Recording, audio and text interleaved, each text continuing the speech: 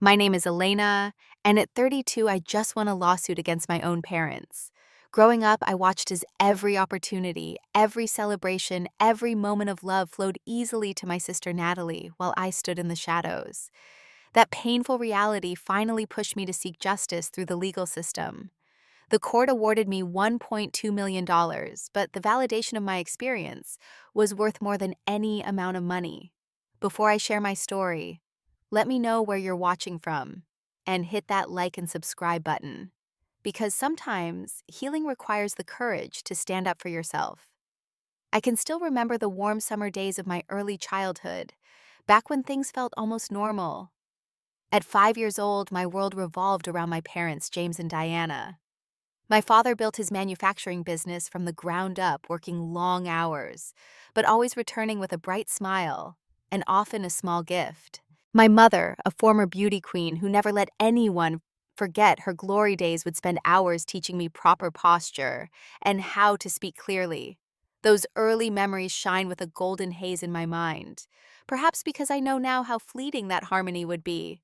Everything changed when I turned 6, and my mother announced she was pregnant. Initially, I was excited about having a sister, imagining a built-in best friend to share secrets and adventures with. The pregnancy transformed our household. Dad painted the nursery a soft pink mom, hosted an extravagant baby shower, and relatives constantly dropped by with gifts and well wishes. I began feeling the shift even then as conversations redirected toward the baby, and my questions often went unanswered. When Natalie arrived, she became the sun around which our family orbit revolved. She had my mother's hazel eyes and curly hair that everyone cooed over. I remember standing on my tiptoes by her crib whispering hello to my new sister, while my parents were entertaining guests in the living room, no one noticing my absence for hours. My 7th birthday marked the first obvious display of the emerging pattern. My mother organized a small gathering with just 2 friends from school and served store-bought cake. Just 3 months later, Natalie's first birthday featured a professional photographer, a custom cake pony rides, and nearly 50 guests, including distant relatives who traveled from 3 states away. When I asked why my party had been so much smaller, my mother absent-mindedly replied, "First birthdays are special, sweetheart," before hurrying off to show Aunt Margaret the professional photos that had just arrived. The Christmas that year brought more undeniable evidence. Santa brought me a board game and new mittens. Natalie, barely old enough to walk, received a custom playhouse that my father spent weeks building in the garage. The disparity was impossible to ignore even to my young mind. I turned to academics thinking perhaps achievement would finally earn my parents' attention. I stayed up late reading books far above my grade level, raised my hand for every question in class, and brought home perfect report cards. When I won the 2nd grade spelling bee, I rushed home clutching my certificate, only to find my parents captivated by Natalie taking her first dance steps. "That's nice, honey," my mother said without looking at the certificate. "Put it on the fridge if you want." Meanwhile, they recorded every moment of Natalie's impromptu dance performance. By 8, I developed the courage to directly question the difference in treatment. After another birthday where Natalie received more attention than me despite it being my special day, I asked my father, "Do you love Natalie more than me?" His face clouded over briefly before he composed himself. "Don't be ridiculous, Elena. We love you both the same. Natalie just needs more attention because she's younger." That became the standard response, one I would hear countless variations of over the years, even when Natalie was old enough to care for herself. That year, I met Samantha, whose family had moved in next door. Visiting her home opened my eyes to how different family dynamics could be. Her parents asked her about her day and actually listened to the answer. They displayed her artwork prominently and celebrated her accomplishments with genuine enthusiasm. After dinner at their house, Samantha's mother hugged me goodbye with such warmth that I nearly burst into tears. The contrast with my own home life became painfully clear. I began keeping a journal, filling it with my thoughts and feelings, since no one in my house seemed interested in hearing them. Writing became my escape, a place where my voice mattered. I created elaborate fantasy worlds where parents treasured their children equally, and sisters were best friends rather than competitors for parental affection. By the end of elementary school, I had earned a prestigious award for academic excellence. The ceremony was held on a Thursday evening, and I begged my parents to attend. They arrived 20 minutes late, spent most of the ceremony whispering about Natalie's upcoming dance recital, and left immediately after my name was called, explaining they needed to get back to the babysitter.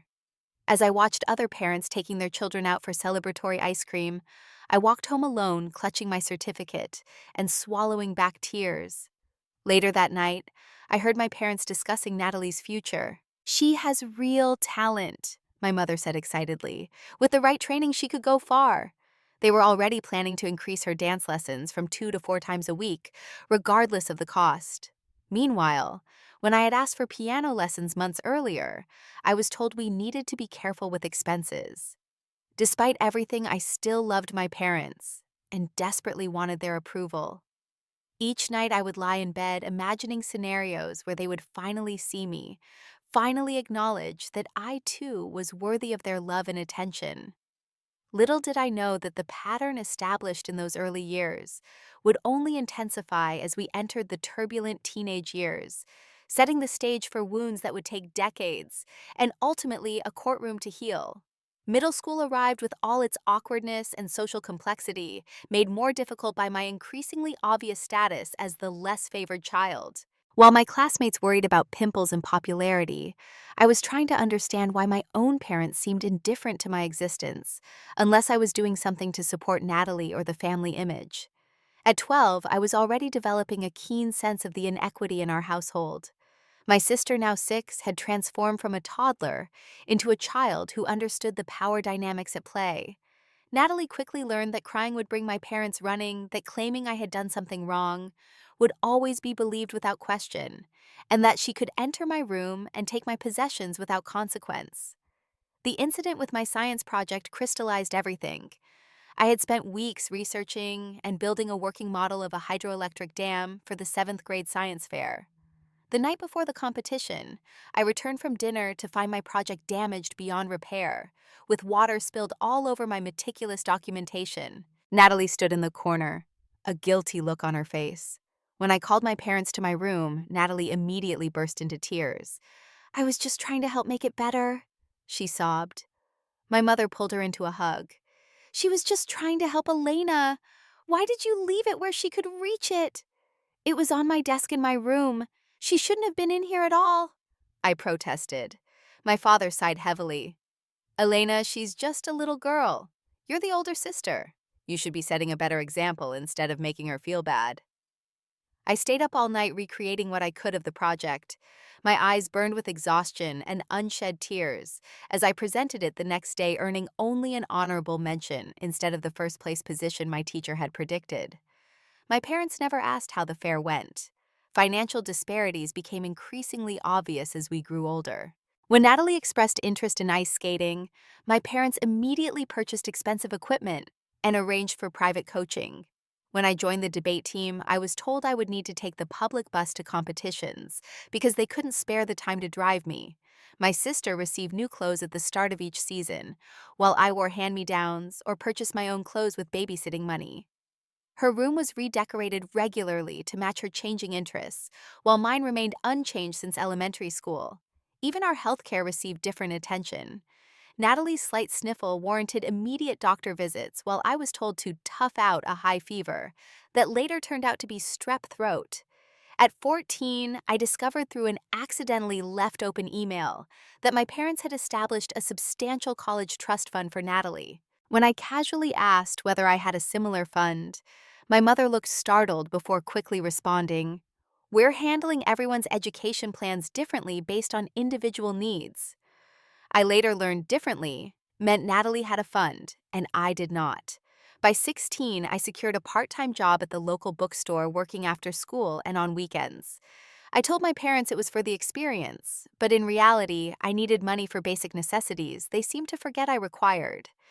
I purchased my own toiletry school supplies and saved for the laptop I would need for college applications, since the family computer was frequently reserved for Natalie's school projects. One teacher became my lifeline during these difficult years. Ms. Jackson, my English teacher, noticed my writing talent, but also the sadness that permeated my essays. She began meeting with me during lunch periods, encouraging my academic pursuits, and listening when I cautiously shared glimpses of my home life. "Your situation is more common than you might think," she told me one day. But that doesn't make it right. Your value isn't determined by how your parents treat you. Those conversations with Ms. Jackson were the first time an adult had validated my experiences. She helped me channel my pain into determination, suggesting I focus on academic scholarships as my ticket to independence. The college application process highlighted the disparity in our family once again. While my parents hired a private counselor to begin planning Natalie's eventual college path, though she was only 11, I researched schools alone in the public library, staying until closing time to use their computers. I wrote my own essays, arranged my own campus visits using bus tickets purchased with my bookstore earnings, and completed financial aid forms with minimal parental information. The culmination of my high school years should have been graduation. As valedictorian, I would be giving a speech. For weeks beforehand, I reminded my parents about the importance of the day, even marking it on the family calendar with bright highlighter. The morning of the ceremony, I came downstairs in my carefully ironed dress to find my parents rushing around in casual clothes. "We're so sorry, Elena," my mother said, not looking particularly sorry at all. "Natalie's dance recital was rescheduled for today. We thought we could make both, but the timing just doesn't work." "Can't one of you come to graduation?" I asked, my voice small. My father checked his watch. "The recital is her big solo debut. She needs us both there for support. You understand, right? You've always been the independent one." I walked across the stage to receive my diploma and delivered my speech to an audience that did not include a single member of my family. Afterward, Ms. Jackson hugged me tightly. "They've missed out on knowing an extraordinary young woman," she whispered. That evening, I received my acceptance to Georgetown University with a nearly full academic scholarship. When I called my parents with the news, they were at a celebration dinner for Natalie's dance performance. They put me on speakerphone, offered brief congratulations, then quickly returned to their celebration. As I sat alone in my room surrounded by college brochures, I made a promise to myself. I would build a life so full and rich that their absence would no longer have the power to hurt me. Moving into my dorm room at Georgetown marked the first day of my new life. With no parents to help me unpack or decorate, I arrived with just 2 suitcases containing everything I owned.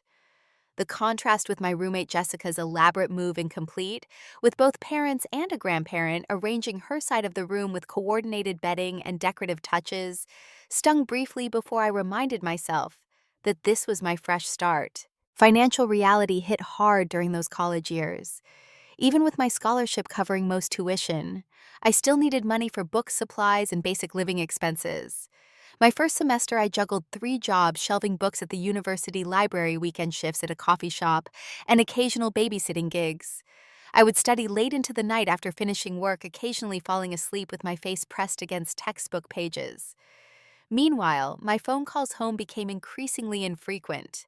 Each conversation followed the same pattern: brief distracted questions about my studies before lengthy updates about Natalie's latest achievements. During one call home my freshman year, my mother spent 20 minutes describing Natalie's high school musical performance without once asking about my midterm exams. "Oh, and we're taking a family vacation to Hawaii this spring," she mentioned casually at the end of the call, "for Natalie's 16th birthday. Spring break would be perfect for me to join you," I suggested, allowing myself a moment of hope. "Oh, sweetie, this trip is really about Natalie's milestone birthday," my mother replied. "Besides, I thought you'd be busy with your studies. You've always been so focused." Translation: You're not invited. Friendship became my salvation during those years. Sophomore year, I met Michaela in my constitutional law seminar. Smart, compassionate, and forthright, she quickly became the sister I had always wanted, but never had with Natalie. Michaela, who came from a large, boisterous family, seemed baffled by my parents' behavior. "That's not normal, Elena," she insisted after I shared stories from home. "That's not what families are supposed to do." Michaela invited me to holiday celebrations with her family when returning to my parents' house became too painful. The first Thanksgiving I spent with the Gonzalez family, I nearly broke down watching her parents take genuine interest in each of their 4 children's lives. They asked me thoughtful questions about my studies and career plans, showing more interest in 10 minutes than my parents had in years. During those college years, I discovered my passion for law. The clarity of legal reasoning, the principles of fairness and justice spoke to something deep within me. Perhaps it was inevitable that someone who had experienced so much injustice would be drawn to a profession dedicated to addressing it. I threw myself into pre-law courses, earning recognition from professors, and securing a prestigious summer internship at a Washington, D.C. law firm after my junior year. Occasional visits home became exercises in emotional endurance. The summer after my sophomore year, I spent 2 weeks at my parents' house, watching as they fawned over Natalie while treating me like a house guest they hadn't quite remembered inviting. The family photos on the walls told the story plainly, dozens of professional portraits of Natalie at various ages and accomplishments, while I appeared in only a handful, usually at the edge of group shots. During that visit, I discovered that my parents had financed Natalie's first car, a new compact SUV for her 16th birthday. When I mentioned that I was saving for a used car to drive to my internship the following summer, my father said dismissively, "You've always been so good at figuring things out on your own." Their financial support of Natalie extended beyond normal parenting. After high school, she decided she wanted to open a boutique selling handcrafted jewelry. Despite her lack of business experience or even significant jewelry making skills, my parents funded the entire venture, renting a storefront and purchasing thousands of dollars in supplies. When the business inevitably failed 6 months later, they consoled her and immediately began funding her next interest, photography, with expensive equipment and classes. By senior year of college, I had secured admission to Georgetown Law with a partial scholarship. The achievement represented countless hours of hard work, outstanding grades, and glowing recommendations from professors who recognized my potential. When I called to share the news, my mother said, "That's nice, dear," before immediately transitioning to Natalie's decision to change her major for the third time, which apparently warranted a family dinner celebration. My graduation with honors should have been a triumphant moment. After 4 years of working multiple jobs while maintaining academic excellence, I had earned Latin honors and a prestigious award from the political science department. My parents did attend, arriving just before the ceremony began and leaving directly after it ended, explaining they needed to get back for an event at Natalie's community college the following day. As we posed for a quick photo outside the auditorium, my father checked his watch repeatedly. "We should get going to beat traffic," he said, though they had declined my invitation to a celebratory dinner. That night, I sat with Michaela and her family at a restaurant they had reserved months in advance, her parents presenting me with a beautiful briefcase for law school inscribed with my initials. "We are so proud of you," Michaela's mother said, hugging me tightly. After graduation, I accepted a position at a small but well-respected law firm specializing in family law. The irony wasn't lost on me that I would be working on cases involving family disputes when my own family had caused so much pain. Yet the work felt meaningful, a way to help others navigate complex family situations, with the dignity and fairness I had never experienced. I found an apartment in a safe, if modest, neighborhood, decorated it with carefully chosen items that brought me joy, and began building a life that felt authentically mine. I made friends with colleagues, joined a book club, and even began dating occasionally. From the outside, I appeared to be a successful young professional who had overcome limited family support to create a good life. But inside, the wound of rejection remained unhealed. Each holiday season brought the same dilemma: accept a brief, uncomfortable invitation home, where I would once again feel like an outsider, or spend the time alone, while imagining my parents and Natalie enjoying traditional celebrations without missing my presence. I told myself I had moved past the hurt, that I was building a life that didn't require their approval or love. In reality, I was simply learning to live with chronic pain, like someone who walks on a broken bone for so long they forget what it feels like to walk without limping. At 27, I had established myself as a competent attorney with a growing reputation in family law. My small apartment was paid for with my own earnings. My social circle was filled with genuine friends who valued me. And to most observers, I appeared to have successfully moved beyond my family issues. I maintained minimal contact with my parents, calling on major holidays, and occasionally visiting for an afternoon during Christmas, always with a convenient excuse to leave before dinner.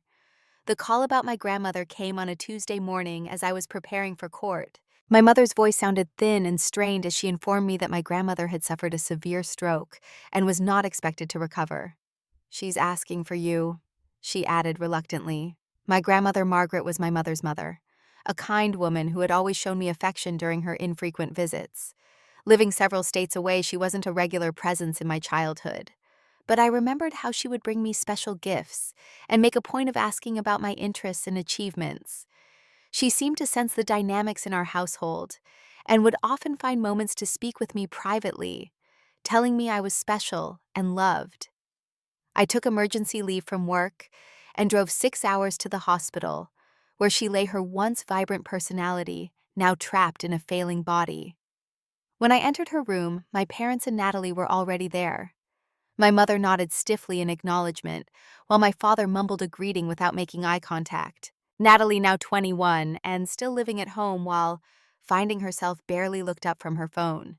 When they left for dinner, I sat alone with my grandmother, holding her papery hand and talking softly about my life and work.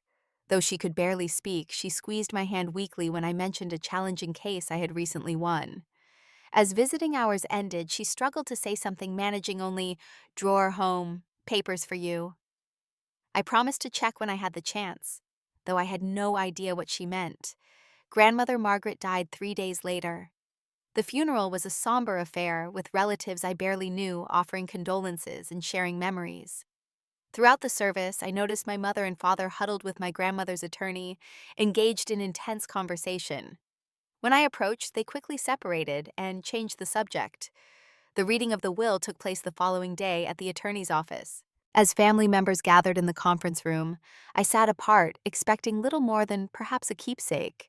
My grandmother had never been wealthy, living comfortably but modestly on my grandfather's pension and her own savings.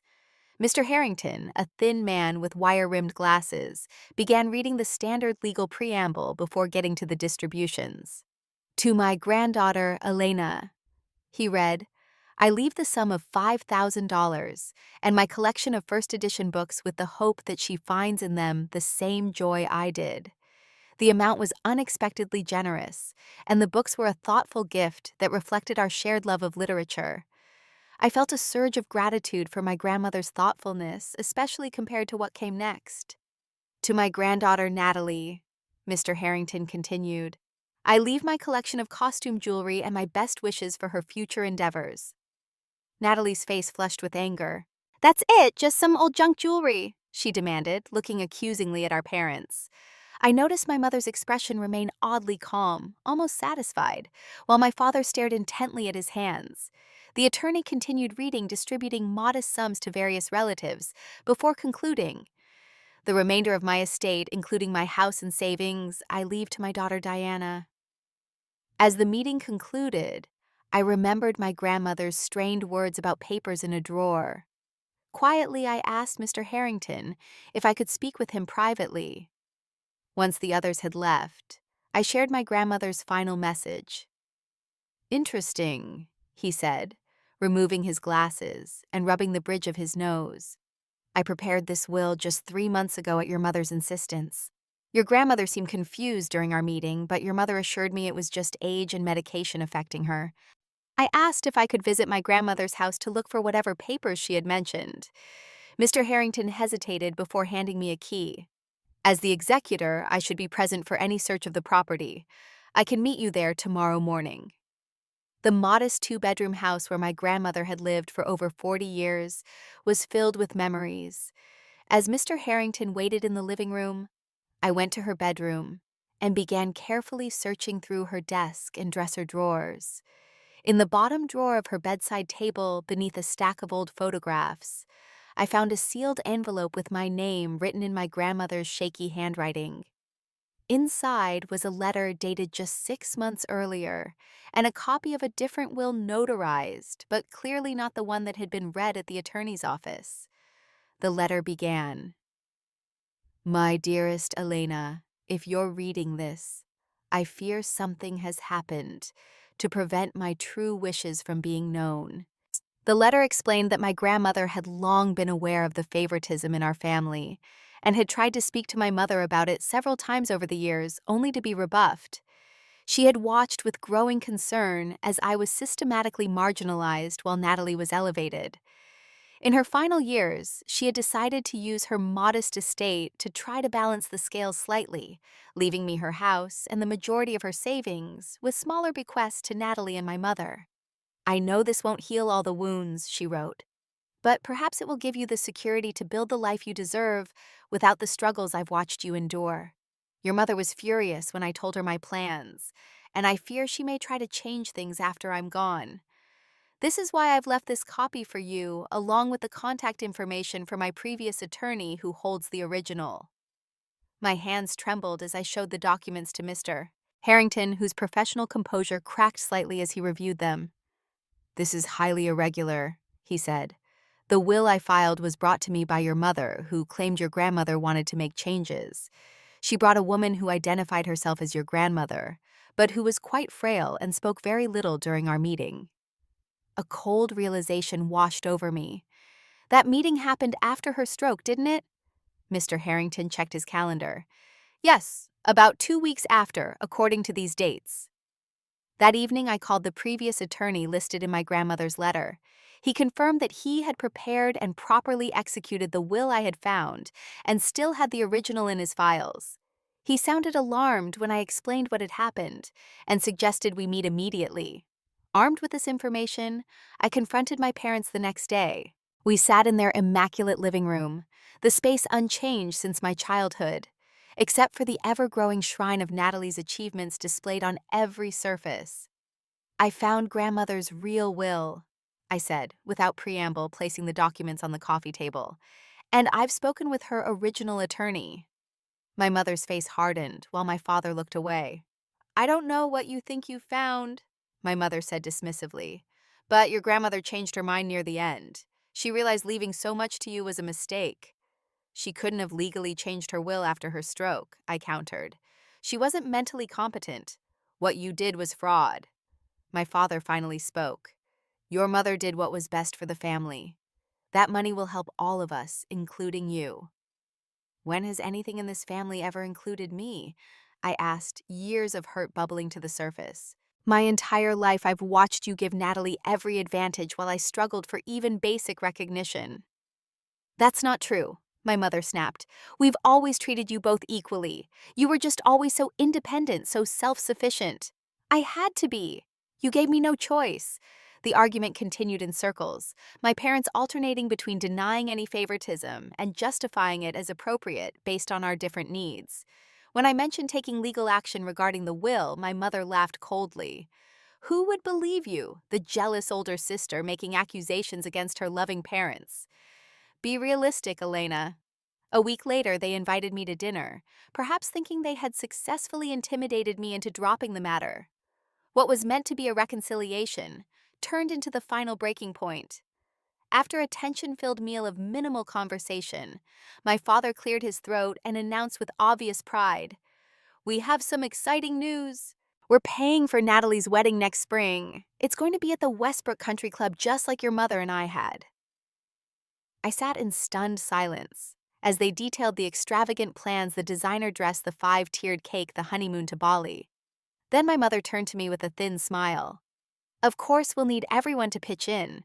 We were hoping you could contribute to the cost of the flowers since you're doing so well in your career."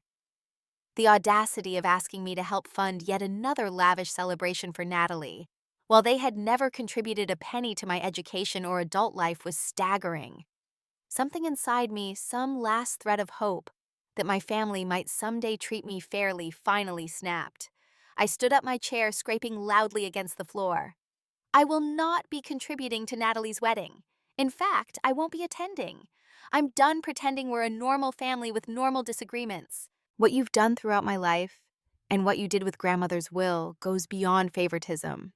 It's emotional abuse and fraud, and I'm not going to silently accept it anymore." My mother's face contorted with rage. "How dare you speak to us that way after everything we've done for you?" "What exactly have you done for me?" I asked quietly. "Name one thing you've given me that you didn't give Natalie tenfold." The silence that followed was answer enough. I walked out of their house that night knowing I would not return until justice had been served one way or another. The next morning, I scheduled a meeting with Terrence Walsh, a senior partner at my firm who specialized in estate fraud. As I laid out the evidence and my family history, his initially skeptical expression transformed into one of grim determination. "What your parents did with the will is clearly fraudulent," he said. "But there might be a larger case here, one that addresses the pattern of financial discrimination throughout your life. It won't be easy, and it will almost certainly destroy whatever relationship you still have with your family. Are you prepared for that?" I thought about the years of pain, the countless moments of rejection, the consistent message that I somehow deserved less than my sister. "The relationship is already destroyed," I said firmly. "Now I just want the truth to be acknowledged." The legal battle began with a formal challenge to my grandmother's fraudulent will, but quickly expanded as we uncovered additional financial misconduct. Preparing for the case meant documenting every instance of unequal treatment that had financial implications throughout my life. I spent weekends digging through old photographs, bank statements, and school records, building a chronicle of systematic favoritism. My legal team sent formal requests for financial records related to both my and Natalie's upbringing. When my parents realized the scope of the investigation, they hired an aggressive defense attorney who immediately tried to have the case dismissed as frivolous. "This is nothing more than a family disagreement being inappropriately dragged into court," their lawyer argued during an early hearing. "Parents have every right to spend their money as they see fit." The judge, a stern woman with penetrating eyes, considered this before responding, "While that's generally true, allegations of fraud regarding the grandmother's will are serious and warrant investigation. The broader pattern of financial disparity may be relevant to establishing motive and intent." Discovery revealed the full extent of my parents' financial discrimination. Bank records showed that from childhood through adulthood, they had spent approximately 8 times more on Natalie than on me. While I received minimal financial support for education, Natalie's various educational pursuits, regardless of how briefly she pursued them, were fully funded. The college trust fund they had established for her contained over $100,000, while no equivalent had ever existed for me. Most damning was evidence related to my grandmother's will. Phone records showed multiple calls between my mother and Mr. Harrington immediately after my grandmother's stroke. Hospital records confirmed she was in no condition to make legal decisions at the time the new will was supposedly created. The nurse who had cared for my grandmother during that period provided a sworn statement that my mother had removed her from the hospital for several hours on the day the fraudulent will was signed, returning her in a state of exhaustion and confusion. As the case progressed, my parents attempted to discredit me both professionally and personally. My mother contacted partners at my firm suggesting I was mentally unstable and fabricating claims due to pathological jealousy of my sister. My father reached out to mutual acquaintances, spinning a narrative that I had always been a difficult, demanding child who was now trying to extort money from them. Their tactics backfired when several of these contacts, concerned by the desperation of my parents' attempts to undermine me, reached out to express support. My firm, after reviewing the evidence in the case, not only continued to support me, but offered additional legal resources. The emotional toll was immense. Each day brought new revelations about how thoroughly I had been sidelined in my own family. Therapy sessions became a lifeline as I processed the documented evidence of decades of rejection. My therapist helped me understand that the lawsuit wasn't just about money, but about finally having my experience validated. Media attention was inevitable in a case involving allegations of parental favoritism culminating in fraud. Local news covered the initial filing, but as details emerged, larger outlets picked up the story. Online comment sections filled with divided opinions, some viewing me as a brave woman standing up against injustice, others portraying me as an entitled daughter, suing loving parents out of greed. I avoided reading the comments, but couldn't escape the whispers and stares when I entered the courthouse, or the occasional shout from a stranger who recognized me from the news. Michaela and my small circle of friends formed a protective bubble around me, accompanying me to hearings and ensuring I was never alone when facing the public scrutiny. Natalie's reaction to the lawsuit evolved over time. Initially furious and aligned with our parents, she contacted me only to deliver angry accusations. "How could you do this to our family?" she demanded during a heated phone call. They gave you everything you needed. Did they, Natalie, really think about it? Did they give us both the same opportunities, the same support, the same love? Her angry silence suggested the question had struck a nerve. As discovery progressed and the evidence mounted, her certainty seemed to waver. During her deposition, when confronted with documentation of the financial disparities, I noticed her looking increasingly uncomfortable. 3 months into the lawsuit, Natalie requested to meet privately. We sat across from each other at a neutral coffee shop, the tension between us thick with years of complicated history. "I always thought you were just being dramatic," she said, finally staring into her untouched latte. "Mom and Dad always said you were too sensitive, too demanding. They made it sound like you wanted special treatment, not equal treatment. And you believed them," I said, not as an accusation, but as a statement of fact. She nodded slowly. "It was easier to believe them than to think they were capable of what you're saying." She paused, then added, "But the financial records don't lie, do they? And what they did with grandmother's will." She trailed off, shaking her head. While Natalie stopped actively defending our parents, she wasn't ready to testify against them either.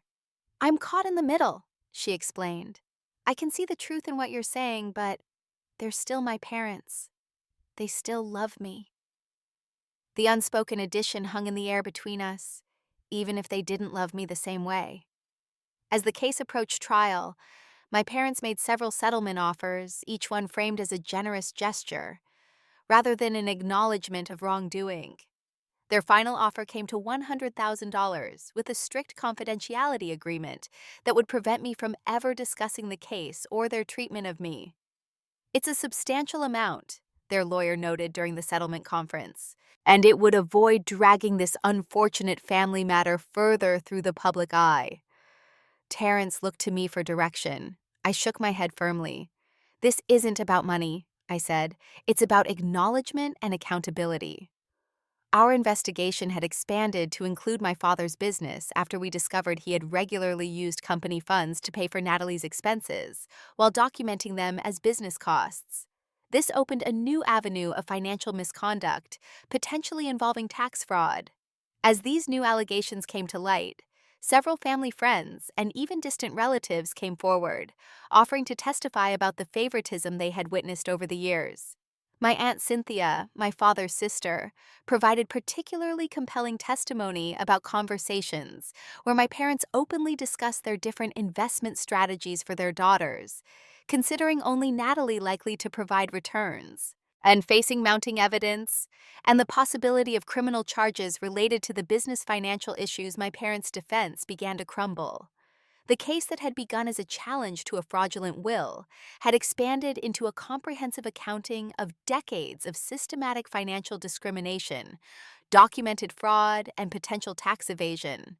The courthouse steps were crowded with reporters on the morning of the final hearing. After months of legal maneuvering, mountains of evidence, and multiple failed settlement attempts, the judge was ready to issue her ruling. I wore a simple navy suit, my hair pulled back neatly, projecting the calm professionalism that had become my armor throughout the ordeal. Inside the courtroom, my parents sat rigidly at the defense table, avoiding eye contact. Natalie was conspicuously absent, having texted the night before that she couldn't bear to watch the final confrontation. The gallery was filled with journalists, curious law students, and a few supportive friends who had stood by me throughout the process. The final days of trial had included testimony from financial experts who had traced the pattern of discrimination through decades of records. A forensic accountant detailed how my education had been minimally funded, while my sister's multiple educational ventures received lavish support. How family resources had been consistently directed toward Natalie's interests and needs, while mine were ignored or minimized. A psychologist specializing in family dynamics testified about the long-term emotional impact of systematic favoritism, explaining to the court that such treatment often causes wounds that persist into adulthood, affecting the less favored child's sense of self-worth and ability to form healthy relationships. My own testimony had been perhaps the most challenging aspect of the trial. For 6 hours spread over 2 days, I answered questions about my childhood adolescence and adult experiences describing countless specific instances when resources, attention, and opportunities had been unequally distributed. Throughout my testimony, I maintained composure, presenting facts without dramatization, allowing the evidence to speak for itself. Now, as the judge prepared to announce her decision, I focused on my breathing, reminding myself that regardless of the outcome, I had finally stood up for myself and forced recognition of the truth I had known since childhood. Judge Harriet Montgomery, whose reputation for fairness was matched by her intolerance for deception in her courtroom, reviewed her notes before beginning. "This case has presented this court with unusual but ultimately clear circumstances," she began. "What initially appeared to be a straightforward will contest has revealed a disturbing pattern of financial discrimination and ultimately fraud." She methodically reviewed the evidence, beginning with the fraudulent will.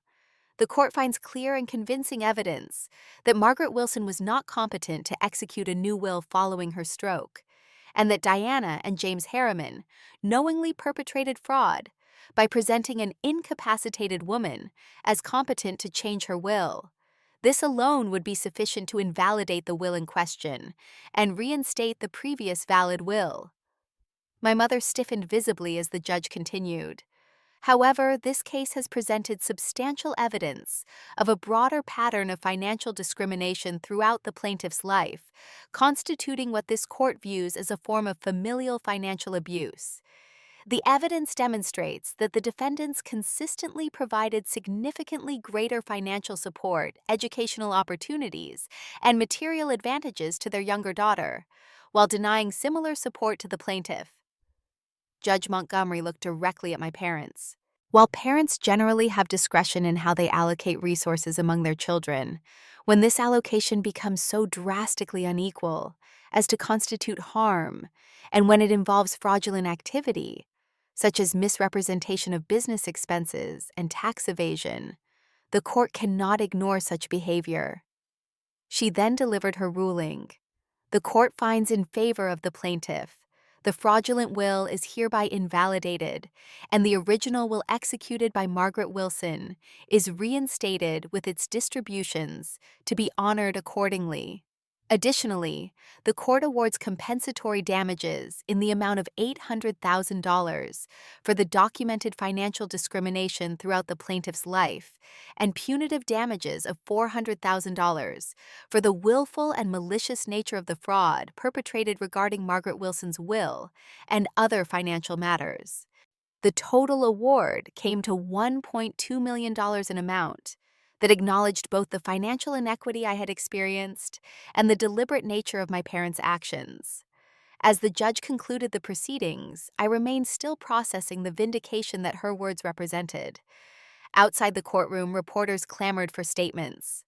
My lawyer handled most questions, explaining that the case represented an important recognition that favoritism can cross the line into actionable discrimination when it involves fraud and extreme financial disparity. When one reporter asked how I felt about winning against my own parents, I paused before answering carefully.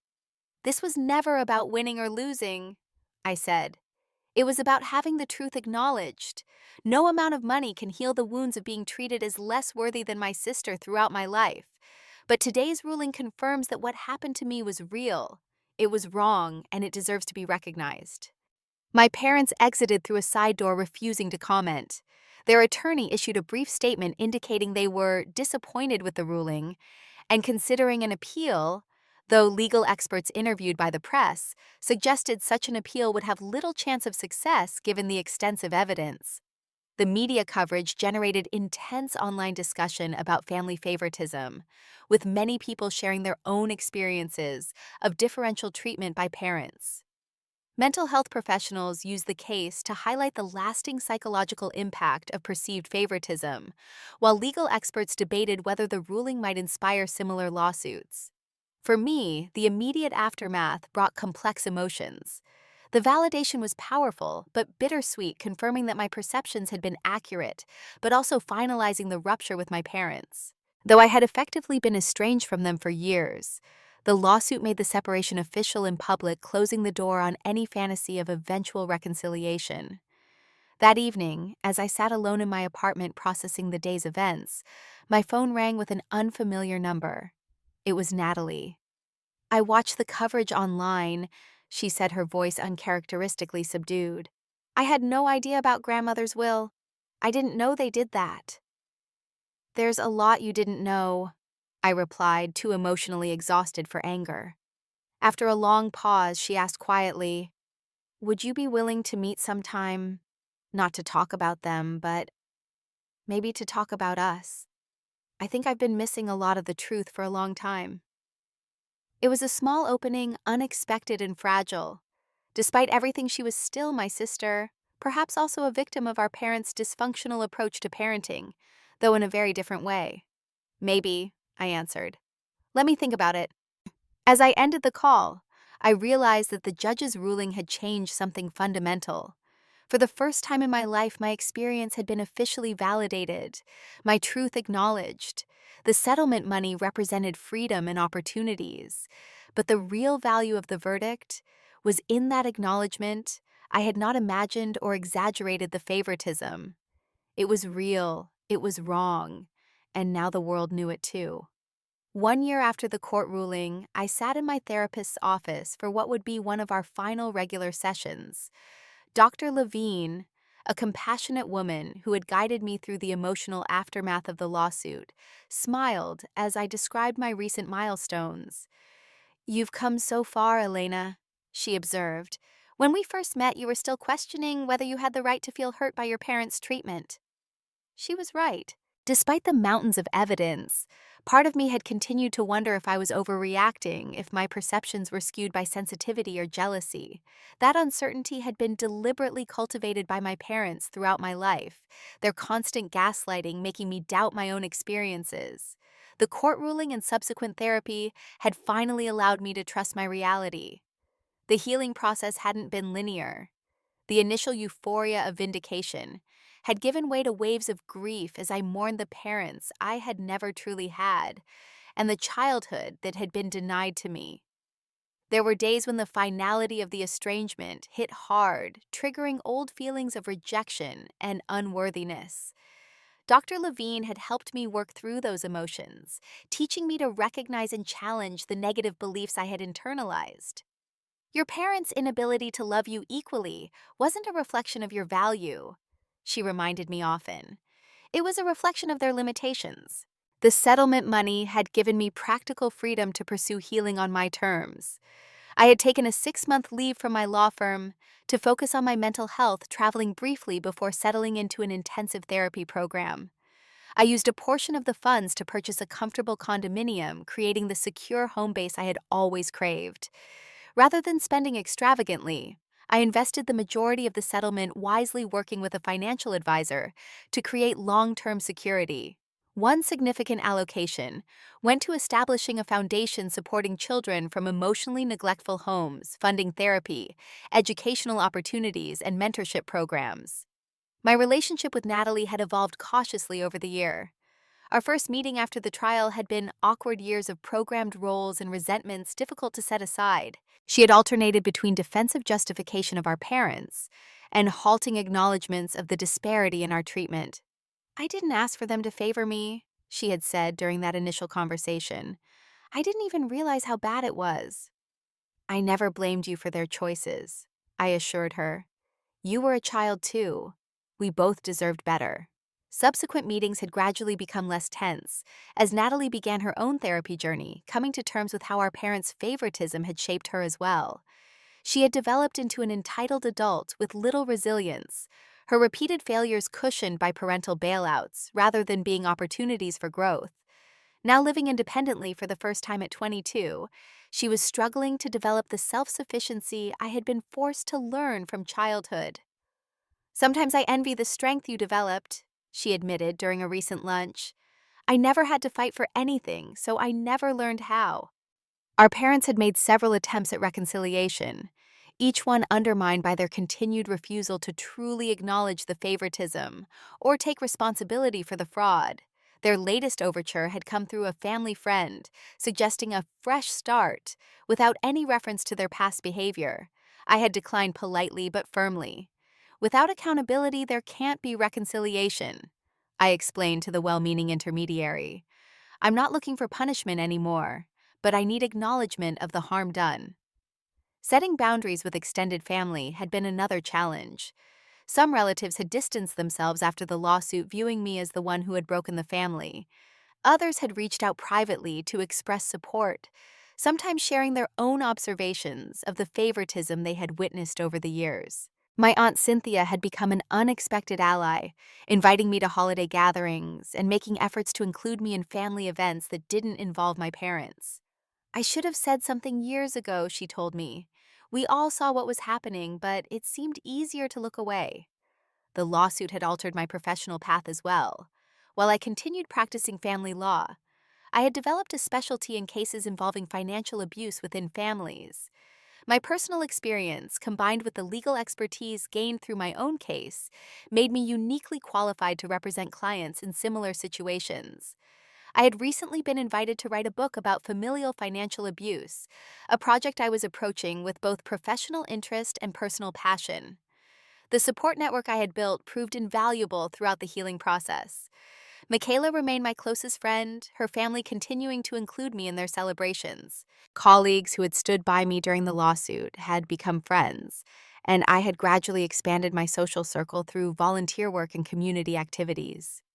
Dating had been complicated by the publicity surrounding the case, but I had recently begun a promising relationship with Daniel, a thoughtful architect who approached my family history with empathy rather than morbid curiosity. Families come in all forms, he said when I shared my story.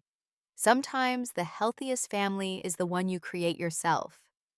As I prepared to leave Dr. Levine's office that day, she asked a question that had become our regular check-in. What would you tell your younger self today? I considered for a moment. I would tell her that the pain was real but temporary, that someday she would be heard and believed, that her worth wasn't determined by her parents' ability to see it, and that healing doesn't mean forgetting or pretending the hurt never happened. It means building a beautiful life anyway. In the end, the lawsuit had never been primarily about money. The financial settlement represented something more valuable: validation, justice, and the opportunity to finally close a painful chapter. The legal system had provided what my family could not: acknowledgement of the truth and consequences for harmful actions. I stepped out of the therapist's office into the bright spring afternoon feeling lighter than I had in years. The wounds of favoritism might never completely disappear, but they had transformed from raw bleeding injuries into healing scars, markers of past pain that no longer dictated my future. Some people questioned why I had chosen such a public confrontational path to address family favoritism. Why not just cut ties quietly and move on? But for those who have experienced systematic dismissal of their reality, who have been told repeatedly that their pain isn't real or valid, there can be profound healing in having that reality officially acknowledged. Some wounds truly do heal best in court, where truth is valued and accountability is possible. Have you ever witnessed favoritism in a family? How did it affect the children involved? Please share your thoughts in the comments below. If my story resonated with you, please like and subscribe to support others finding their voices. Remember, healing often begins when we acknowledge our wounds instead of hiding them. Thank you for listening to my journey, and may you find the courage to seek the justice and healing you deserve.